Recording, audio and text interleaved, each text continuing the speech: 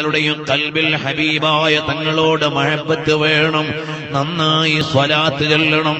നമ്മുടെ ജീവിതത്തിൽ നബി തങ്ങളുടെ സുന്നത്തുകൾ പരമാവധി നമ്മുടെ ജീവിതത്തിലേക്ക് കൊണ്ടുവരണം. ഇതിലാ ദലീല അലാ ത്വരീഖി ഇലൽ ഇലാഹ് ഇല്ലാ മുതാബഅത്തുർ റസൂലിൽ മുക്മിലാ.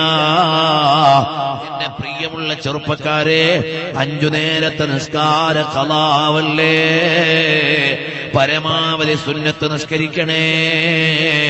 കളവ് പറയല്ലേ. മുത്തുനബി തങ്ങൾക്ക് ഇഷ്ടമുള്ള കാര്യമല്ല. വഞ്ചന ചെയ്യല്ലേ. വാട്സപ്പിലൂടെയും ഫേസ്ബുക്കിലൂടെയും അനാവശ്യങ്ങളിൽ ഇടപെടല്ലേ. വൃത്തികെട്ട കാര്യങ്ങളിലേക്ക് പോകല്ലേ. മറ്റുള്ളവരുടെ ന്യൂനതകളെ തേടി നടക്കല്ലേ. അനാവശ്യ കാഴ്ചകൾ കാണല്ലേ. തഖ്വയോടെ ജീവിക്കണേ. എപ്പോഴാണ് മരണം വരികയെന്നറിയില്ല.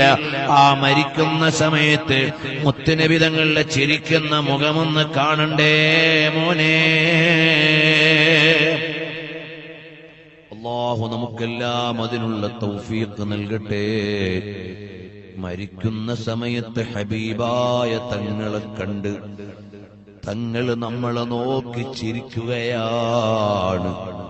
നമ്മൾ അവിടുത്തെ ചിരിക്കുന്ന മുഖം കണ്ട് സന്തോഷിക്കുകയാണ്.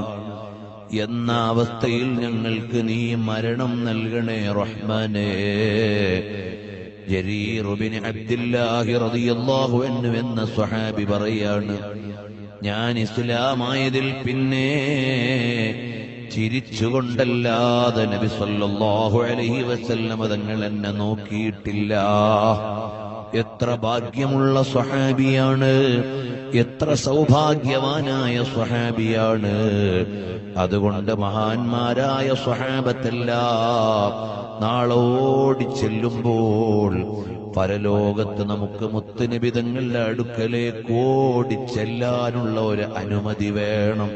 എന്റെ ഉമ്മ പെങ്ങന്മാരെ, ഒരു മോശത്തരത്തിലും വീണുപോവല്ലേ, ഒരനാവശ്യത്തിലും പെട്ടുപോവല്ലേ. നിസ്കാരം ഖളാ ആക്കല്ലേ. ഖുർആൻ പാരായണം ജീവിതത്തിൽ കൊണ്ടുവരണേ. മക്കളെ നല്ലപോലെ ദീനിന്റെ വഴിയിൽ പഠിപ്പിക്കണേ. ഭർത്താക്കന്മാരുമായി നല്ല ജീവിതം നയിക്കണേ. എന്റെ പ്രിയമുള്ള സഹോദരൻ